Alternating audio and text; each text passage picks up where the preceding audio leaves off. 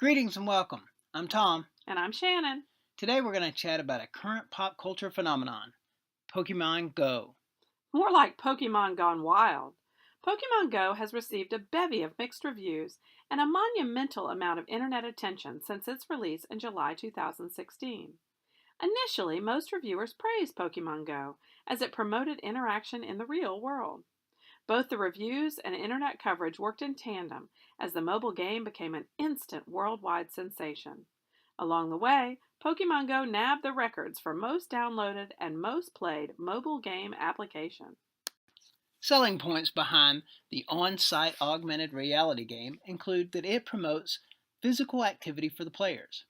And as a result of traveling to specific locations, the destination businesses would benefit from the many players. However, in numerous situations, the opposite has occurred, as gamers have contributed to accidents and have been considered a public nuisance in some locations. Arguably, game developers had to have known in advance that players would have never stopped to appreciate locations, piers, parks, historic sites, galleries, and sacred places. After all, the nature of the game requires that they only spend time at these locations looking at their phones. As a result, many local government agencies have expressed concerns over the game player's security, while others have introduced legislation regulating times and places Pokemon Go can be played. We were on vacation in California at the end of July with friends from Britain. Day after day, we felt like extras in a Pokemon Go movie. It turns out that many of our tourist destinations rank among the Pokemon hotspots, as if the Santa Monica Pier needed extra foot traffic in the summertime. Most surprising was the horde of players at Frank Lloyd Wright's Hollyhock House. We have since learned that both the pier and Barnsdale Art Park, where the Hollyhock House is located, are Pokestops, the latter with a gym. I will not even pretend to know what that means.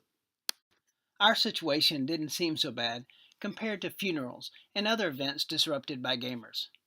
Pokemon players made international news by disrespectfully playing the game in the somber setting of Washington, D.C.'s Holocaust Museum. Aside from not abiding by social norms in public settings,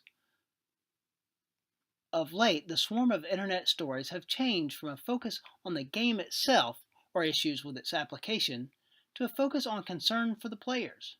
Folks have been creating health hazards for themselves by roaming around without paying attention to their surroundings.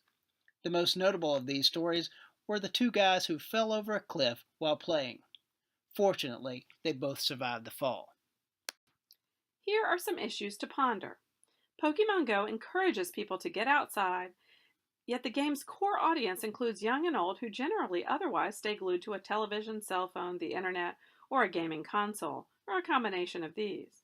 The point being, they don't seem to know norms, manners, or protocol for the outside world. Below are a few links in the tsunami of internet stories related to playing without paying attention. Upon return to home from our vacation, one of our friends sent this sign from the Cambridge, England railway station. The best way to sum up this podcast is by sharing her translation of the sign. Listen, you gormless zombies. Don't fall in front of a train trying to catch something that doesn't exist, thereby disrupting our railway schedule and inconveniencing grown-up humans. Until next time, play safely. I'm Tom. And I'm Shannon. We hope you'll tune in for another podcast soon. Thanks for your time.